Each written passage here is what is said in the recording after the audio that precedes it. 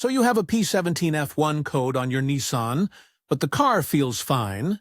You're wondering if it can be fixed. Yes, a P17F1 can often be fixed without a new transmission, but only if you act on it. This isn't a normal check engine light. It's a permanent hard code from the transmission control module. Its sensors have felt a tiny slip in the CVT chain or a flutter in hydraulic pressure, things you'd never notice from the driver's seat. The computer knows a part is starting to fail, so it locks the code. No scan tool can erase it until the physical repair is done and the system is recalibrated. It's an alarm that won't turn off until you fix the source.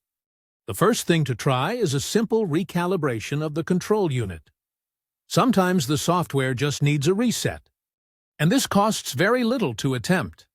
If the code comes back, the problem is definitely mechanical.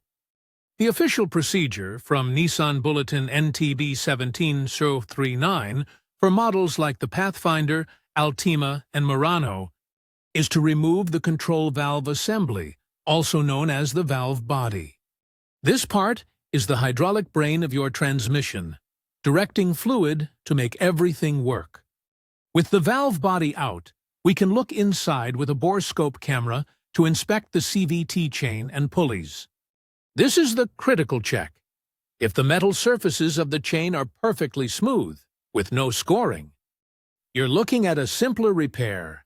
We just replace the valve body, refill with the correct NS3 fluid, and reprogram the module. A quick note: if you're sourcing a used valve body, you must have the QR code from the transmission it was pulled from, or it will not program correctly.